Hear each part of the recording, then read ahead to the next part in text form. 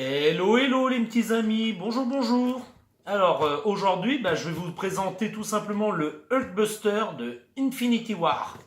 Donc c'est une figurine que je suis très content, que je voulais déjà depuis très longtemps m'acheter. Alors celle précédente, celle de l'ère d'Ultron, mais bon je ne la trouvais pas. Et puis c'est pas que je ne la trouvais pas, c'est que je ne la trouvais plus et je me suis pas assez pressé rapidement pour l'acheter. Donc là je suis très content de mon achat et ça faisait longtemps. Donc c'est un petit achat que j'ai fait chez Micromania. Donc au prix, bien sûr elle est un petit peu plus chère parce que vous remarquerez que c'est une big size. Donc au prix de 20 euros que vous pouvez voir là. Pareil, ceux qui veulent lire le dessous de la boîte, n'hésitez pas à faire une petite pause. Je vous invite à lire si vous aimez ça, mais franchement, c'est pas très intéressant.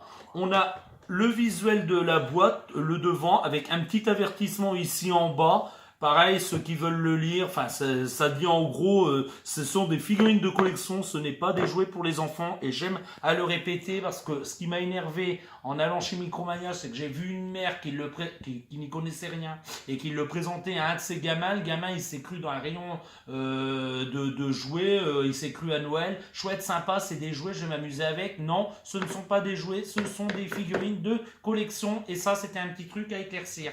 Je vous montre les côtés de la boîte, tout simplement. Ça change pas. Vous retrouvez la petite fenêtre. Vous pouvez voir la grosse figurine à l'intérieur. L'autre côté de la boîte. Alors là, on a un très beau visuel du Hulkbuster. Moi, je le trouve super classe, cette figurine.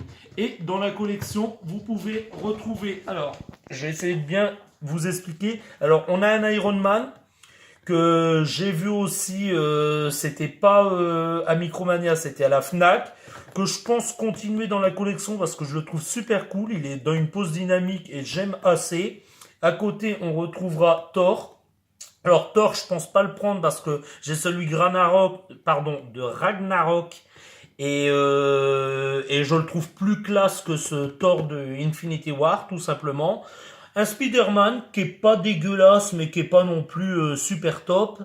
Là, on a le Captain America que enfin je le trouve moins ringard que dans les précédents films. Enfin, il s'est débarrassé de son blond dégueulasse et il a de la barbe, donc qui est plutôt classe d'ailleurs.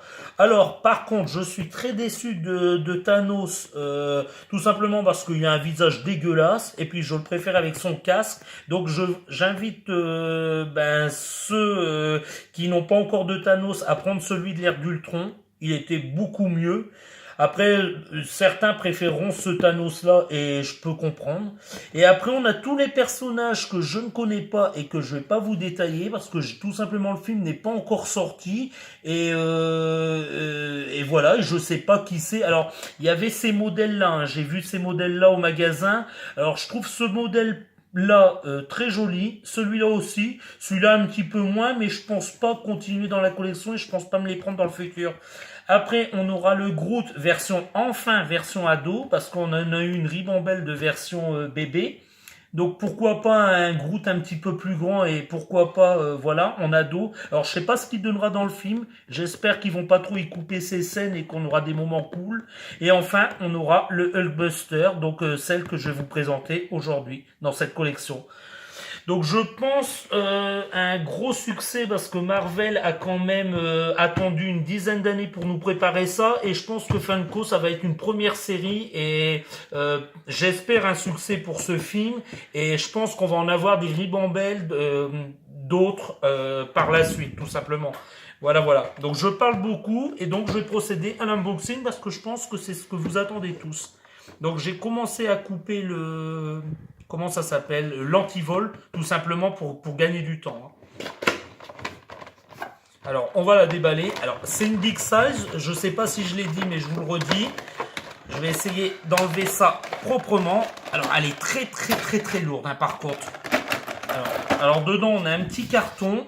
Alors, je vais mettre la boîte là. Alors, je vous présente. C'est tout simplement un petit carton avec le A des Avengers. Je pense que c'est juste pour faire joli derrière avec le plastique. Donc je pense pas que je vais le garder ce truc là. Mais je tenais quand même à vous le présenter.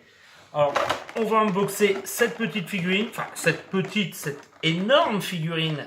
Alors voilà, c'est assez facile. Je pensais avoir plus de difficultés. Voilà, alors je vais vous la poser là. Et puis je vais vous détailler la figurine.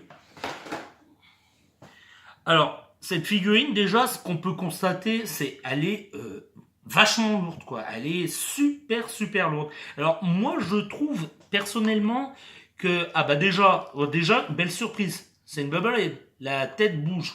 Elle bouge pas tellement... C'est pas très important pour ce modèle, mais au moins c'est bien, ça le fait, Funko l'a fait et ça fait plaisir.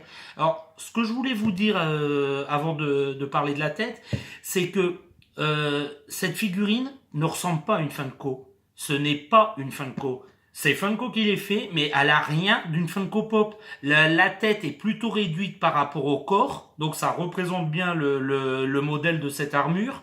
Et voilà, ça ressemble à tout. On le pose sur l'étagère, c'est pas une Funko, quoi. C'est vraiment une belle figurine. De loin, on pourrait même penser que toutes ces parties sont du métal. Elle est bien peinte, elle n'a pas ou très peu de défauts de peinture. Et non, c'est fraîchement une belle figurine. Alors, elle est très très très lourde. Je pense d'ailleurs, je vais comparer avec celle que j'ai à la maison, qu'elle est plus lourde que certaines big size que j'ai. Je vais comparer avec le dragon de Daenerys, avec Drogon, mais je pense qu'elle est franchement plus lourde que Drogon. Et voilà, c'est une belle figurine. Elle est représentative du personnage. Alors, c'est pas tout à fait la même que dans celle de l'ère d'Ultron, parce que c'est un autre Hulkbuster. Je vous apprends rien parce que vous connaissez le Hulkbuster, parce que je pense que la plupart d'entre vous qui regarderont cette vidéo connaissent le Hulkbuster du film l'ère d'Ultron, tout simplement. Mais elle fait pas Funko, elle fait vraiment figurine de ce qu'on attend d'une figurine. Après, je ne regrette pas ce choix de Funko et je pense que augmenter la taille de la tête, ça aurait été ridicule par rapport au corps et par rapport à ce personnage. Donc, je peux pas vous dire qui va la piloter. Je peux pas vous dire parce que le film n'est toujours pas sorti et il sort le mois prochain. Je peux pas vous dire qui est à l'intérieur. Tout le monde dit et pense que ça serait Hulk, mais moi j'ai des gros doutes. Je pense que ça sera un autre personnage de Marvel. Je ne pense pas que ça sera Iron Man, mais bon, voilà, ça reste des suppositions. Alors, si vous avez aimé ma vidéo, n'hésitez pas, mettez-moi un petit pouce bleu, ça fait plaisir.